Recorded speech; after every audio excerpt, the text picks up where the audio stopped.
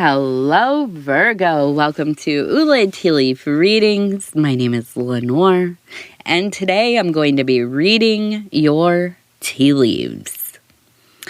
All right, Virgo, you've clicked on this reading. It is now activated.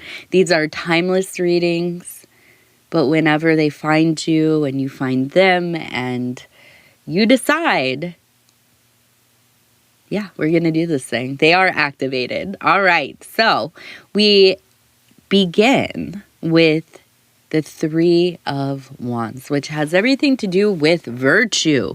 For me, this is a symbol of our true will. This is the reminder of why we chose to be manifest. This is a reminder of the work we came here to do in our physical bodies in this material landscape. But it's not just there, right? It transcends all levels.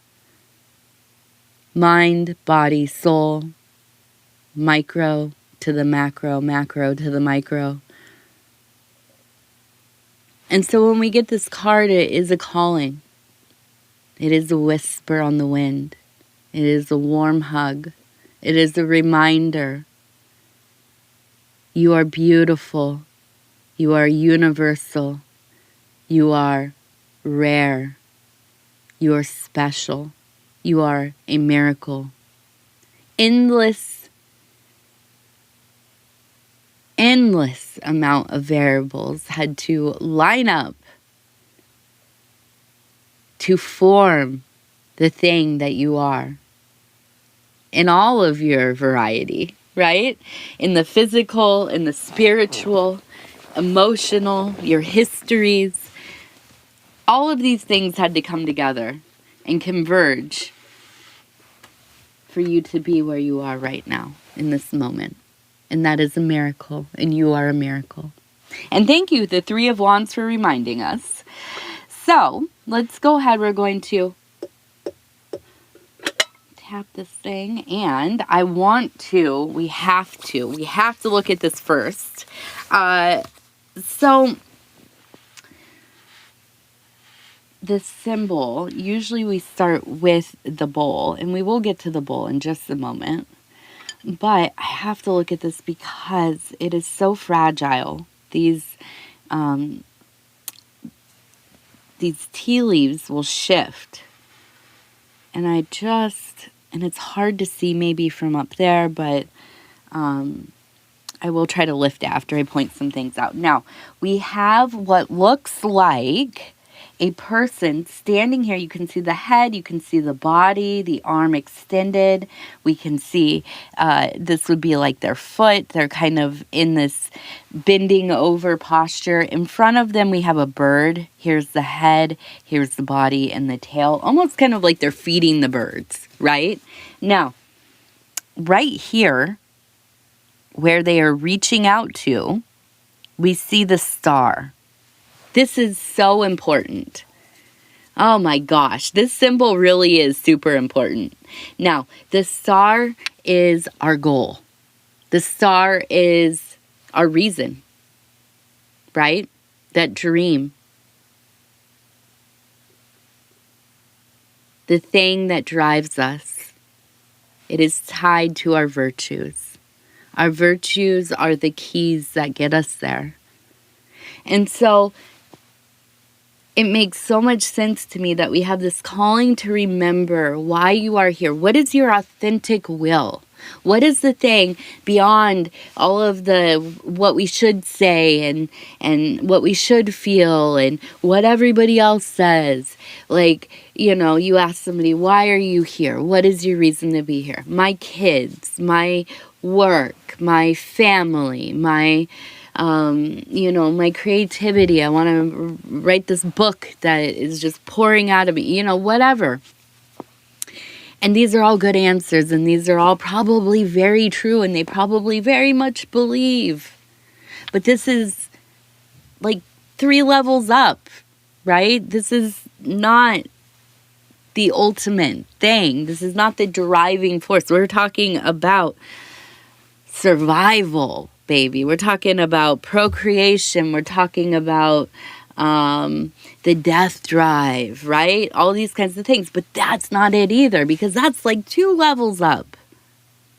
And then we get down further to the virtues, you know, to the graces, to the primordial aspects of being. And yet, and again, yet, this isn't it. This is like 1 level up. And then beyond that, which is hard to conceive, this is why we call it the aether, the ether. Maybe that bridging thing, that Enoch, the utterer of the unutterable, the keeper of the ineffable. And what is it? And what is it? What is that driving thing? Why am I here? 42, maybe? I don't know. I don't know. I can't tell you what the answer is. I have suspicions of what mine might be, but I'm doing that work, baby. I am. I'm getting across that abyss, if you like it or not. And so are you. So, let's see. We also have that bird. The bird waiting to be fed. So we have the messenger bringing you the message, but also waiting for your response, right? The birds are our messengers. When we see them in our tea leaves, I know you're getting a lot of communication from spirit, from the universe. If that is supernatural, if that's through dreams, inspirations, you found yourself here somehow. These are the messengers. And for it to be standing at the foot of this person as they are feeding, right? Feeding. Waiting for your response. So here we are. The flash goes off. And we look and we think, wow, that's beautiful. What is that? And the longer we look, the more we start to think, what am I doing? What am I doing? I spent the last 45 minutes trying to decide between, am I going to use plates at this dinner I'm hosting, or am I going to buy paper plates? I don't like the idea of using paper plates for things, but I also know that energetically, I don't know if I'm going to be able to stop myself from going in the kitchen and cleaning it while I have guests over. If I have a bunch of plates that need to be washed. And then I see this thing and I think, what the heck am I doing with my life? What am I doing with my life?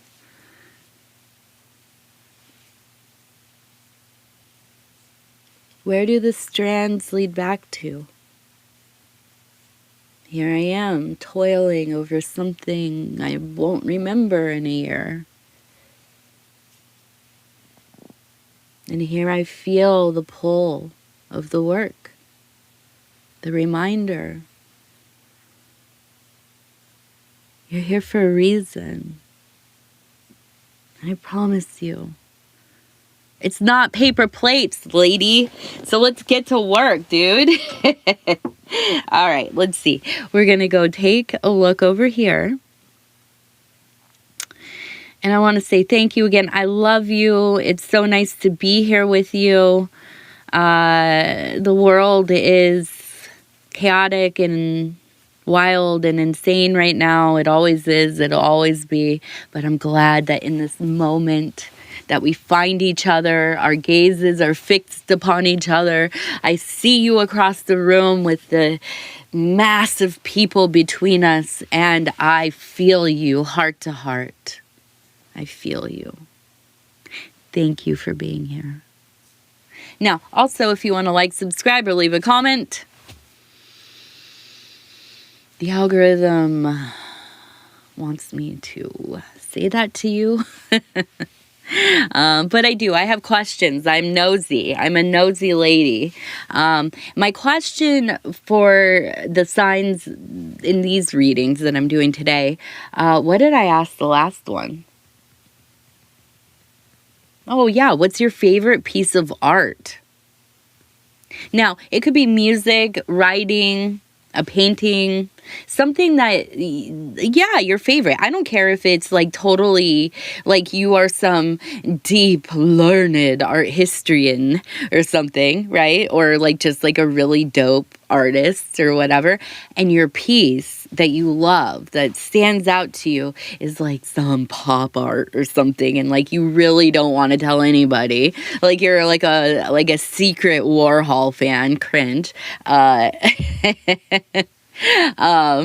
Or something like that.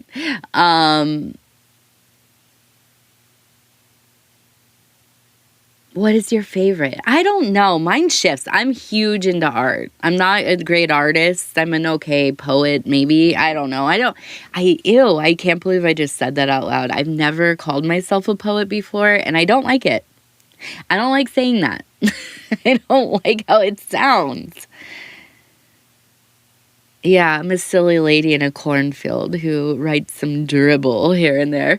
But yeah, I don't know. I think because of the season, I always go back to like Goya, like the black paintings. I'm a sucker for a fresco.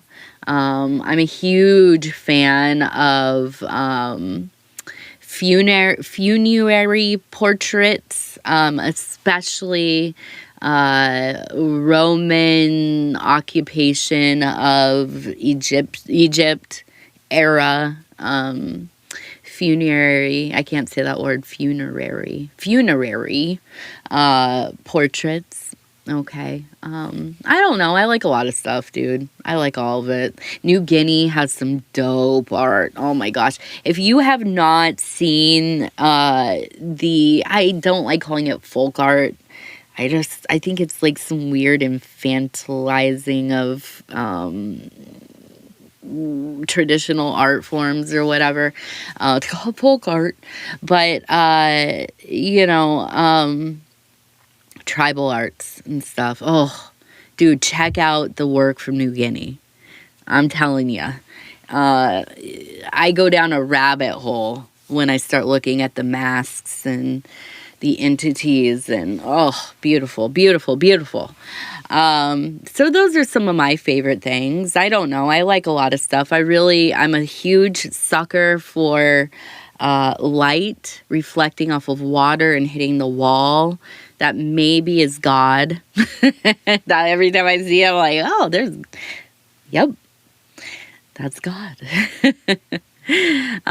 So anyways, let's keep going. Let's keep looking. I want to know what your favorite art is. Yeah, so we have somebody, it looks like, courting another person. We have them right here. We have a person standing here. We have another person standing here. This looks like a bird. It also, I feel like, is the masculine aspect of this. Now, it doesn't have to be that it's like a man and a woman courting by any means, but it feels like this is the more masculine person. They seem like they're probably literally physically shorter, but very domineering. Okay, this is like a person who is in charge of all the things, right? Now, we have a person over here who I do feel almost like they are looking to this other shorter person that they're courting for some kind of guidance. Okay, so I feel like this is maybe like a more passive person, but not a pushover, not by any means. Okay, kind of maybe reserved, quiet, doesn't always let things be known, but is looking for meaning, an understanding of life. Why am I here? What am I doing? Why do I feel like I don't belong in this system that we've created that is, sick and festering and going through its, its death process, basically. And wondering why. Why can't I just go along with, and just everything's well enough? But there's that itch, right? That thing, that deep down inside that, I can get, numbed out and lost in the thing and it all feels okay. And for some reason, I keep getting this image of just going and getting fast food and listening to music and you know what I mean? Just it's like a September evening and you have your windows open and it's warm enough to just kind of, let the wind blow through your hair, all of that. And you're just life is okay. In this very singular moment. But then the reality of everything is just what? It's have you seen RoboCop, the city that he lives in? I think it was Detroit. But in the movie, obviously, it's just wild looking. And that's the world around us, right? And that's the world around us. But we're finding these micro moments to just embrace life. Right? And I feel like this person hasn't figured it out yet. Maybe they're young. Maybe they come from a place in the world that hasn't been affected by the economy or the social upheaval or whatever. There are people out there. I grew up in California during the 80s and 90s, you guys, and early thousands.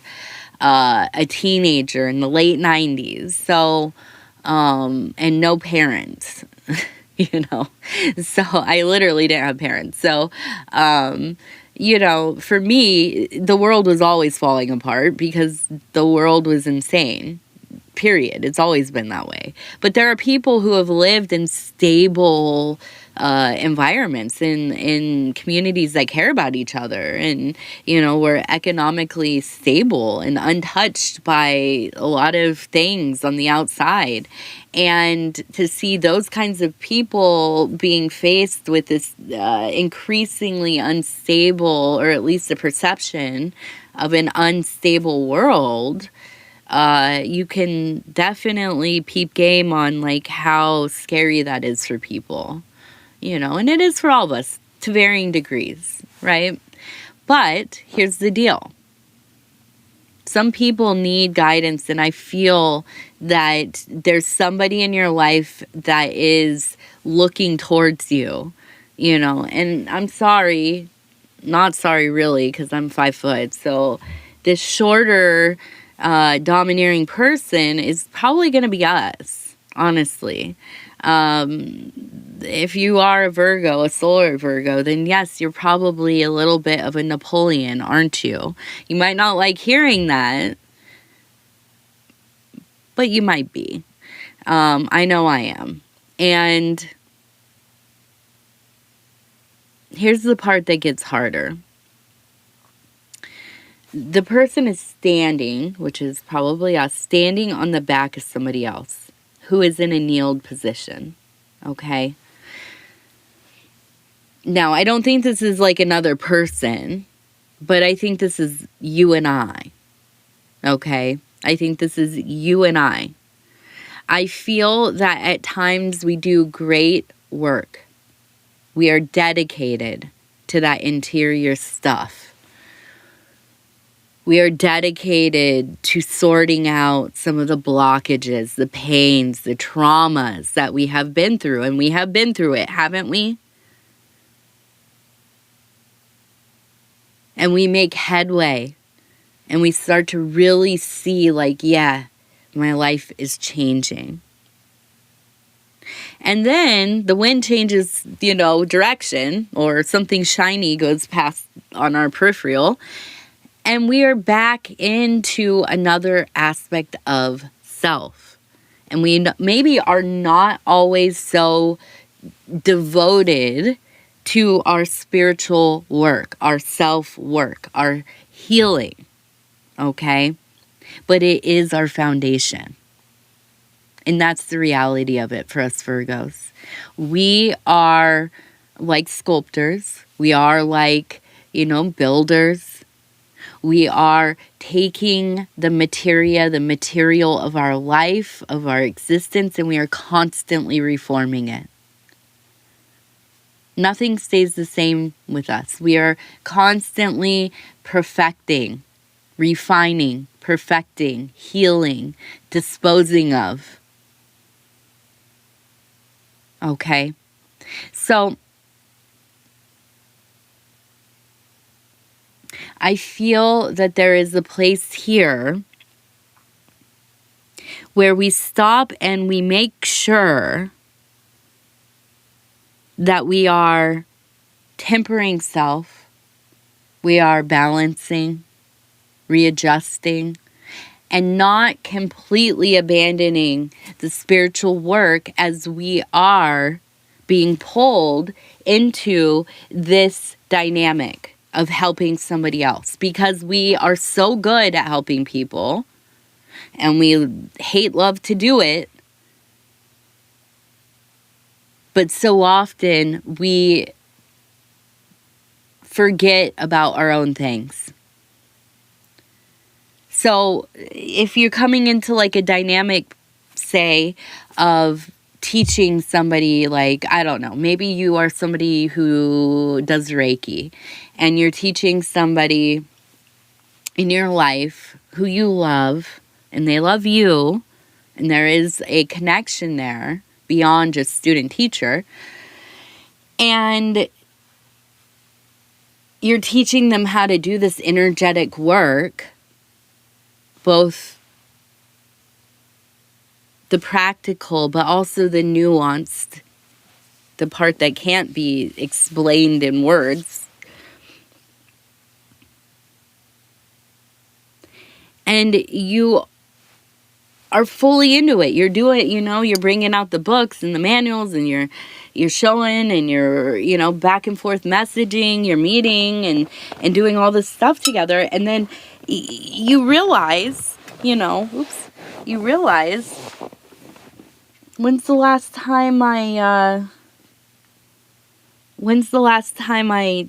changed the offerings on the altars? When's the last time I prayed?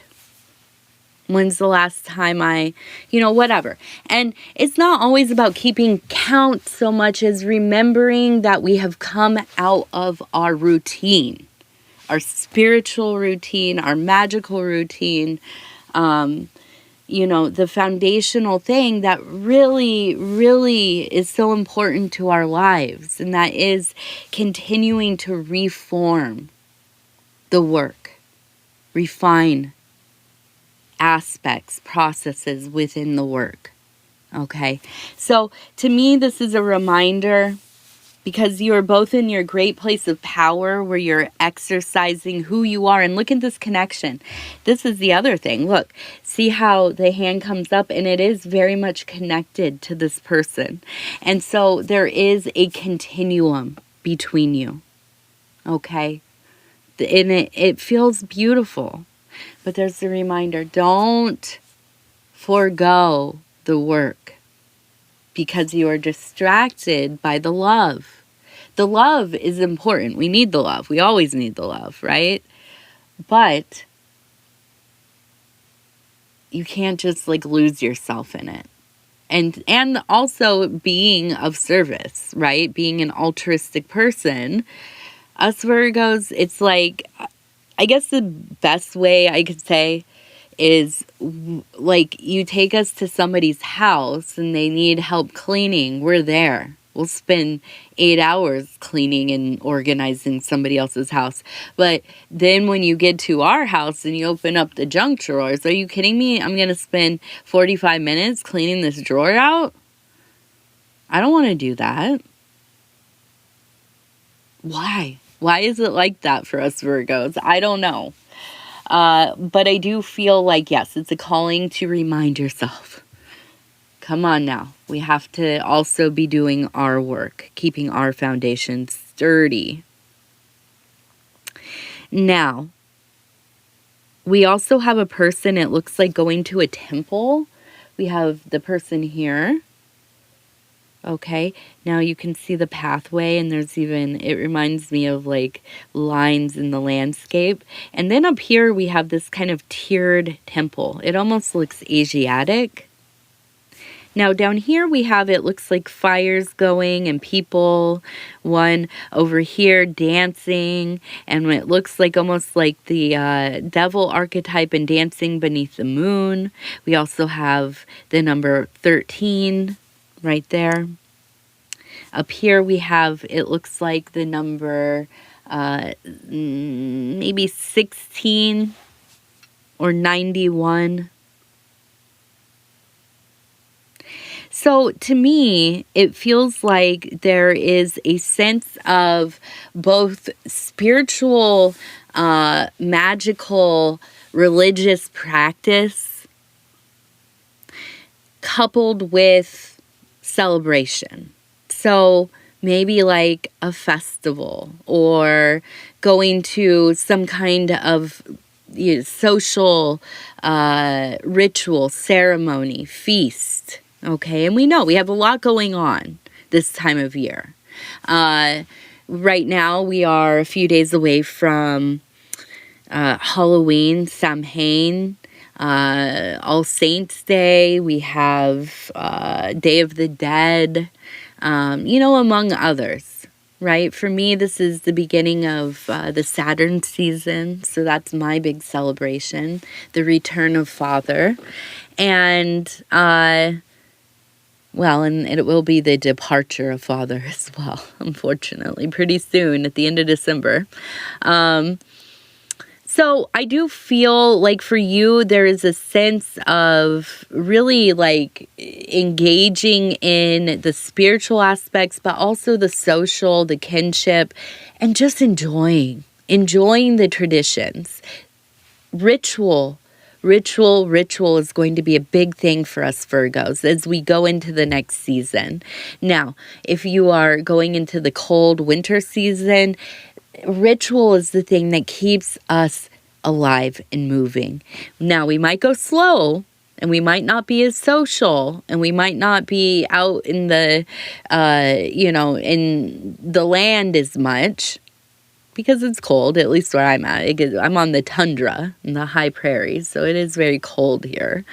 But keeping the stirrings going, right? If you could imagine being in a warm, cozy place and still there you are creating in your little incubation zone, right? Where you are drawing in power and energy and restoring of self, but you're also creating. You're dreaming, you're inspired, you're in these kind of borderlands.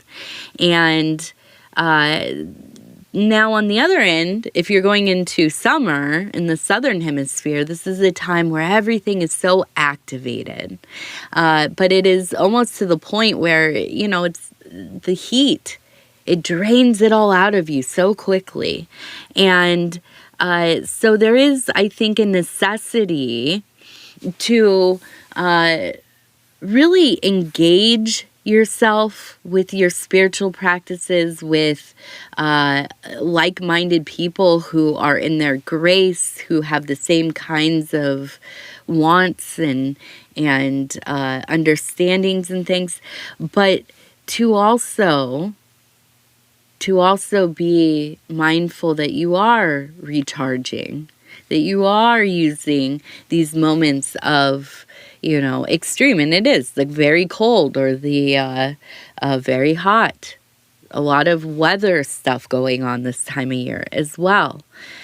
So when we have these moments where we can have the quieting, to really use that as your place to recharge, right? To also be gathering those abstract things, those little fragments that will be built together for your next, you know, your next project, your next business, your next, you know, big move or whatever it is. So I see a nice balance of, yeah, religion, spirituality, gaining vital resources within self, connecting both with community, but also we have that devil energy. So again, it is almost kind of this rebellious spirit. And that's the thing with us. We Virgos aren't really known as tricksters, but we are. We have the spirit of a trickster, and we can use that both for good and evil. Absolutely. We might be the ones that love to prank people, hate to be pranked, right?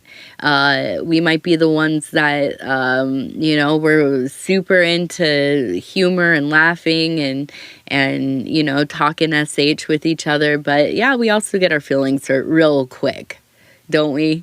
So I feel like there's almost that kind of half smile, smirk, kind of devilish trickster energy, trickster and treaters, you know. And so I do feel it's like everything is just kind of you're working towards your best alignment. Right? And so all these like wonderful little aspects of self seem to be just glowing, right? Like your kind of silliness, but you're also very much into your religion, your faith, your magical work, your sciences, your mastery, your refinement, your self-evolution, your belovedness. You're building, and it's all coming together. You are also being called upon to help, to mentor, to guide. This is something that speaks to us deeply. And so I feel this is a special time for Virgo. It's a reminder of who we are and what we have, what we can do, where we can go. And it seems that the universe is waiting for our response, right? It wants to see how we going to move.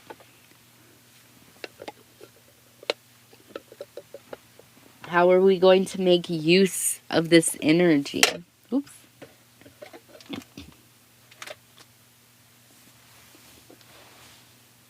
And then, I don't know, I am a magical thinker, obviously. So to me, it's kind of like if the universe sees that we are, you know, making best use of the potentiality it is offering us, then it's just like more fortune flows our way, you know, because we're being proactive. We're doing the dang old thing. But, you know, I don't know. Is that reality? Who knows? I don't know. Works for me, though. It seems to have gotten me way further in life than I ever thought I would be. All right, let's see. Okay, so number 98. 98 is our first lucky number. Number 63 is our second lucky number. Number 21, third lucky number. All right. Well, I want to tell you I love you, Virgo. I really do.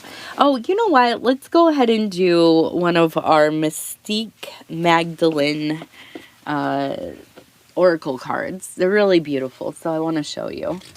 And I'll stop where it feels right, and it says 10. Rosa Gallica. I don't know. I am not the person. I'm not good with pronunciation. Even with words that I know well, I still pronounce them all wonky half the time. So, we have number 10, Rosa Gallica. Sensuality and secrets. Ooh, I like. Heck yeah, dude. We are vibing on Halloween this week, at least where I'm at. It's mysterious. There's secrets and sensuality. And that equates to me having a little bit of candy here and there. A little bit of secret candy. And I'm going to say yes. It has almost been kind of sensual. I have been off candy for like the last year or so. Now, I'm not saying I don't partake here and there. But, oh my goodness, man. Having friends and like community in real life, which we finally are kind of settling into our, parent world over here, is a great blessing, no doubt. I feel very lucky. But also the amount of treats that are around, it is wild.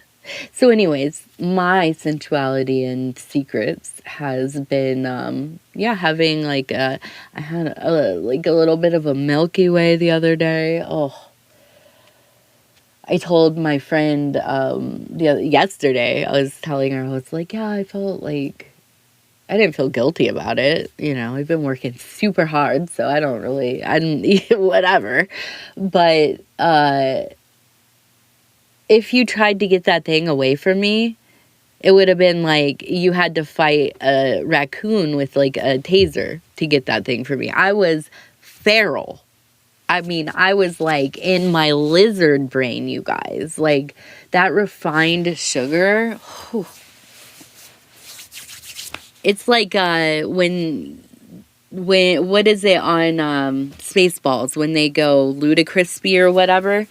Yeah. That's what it felt like. It was like, I am in a different dimension.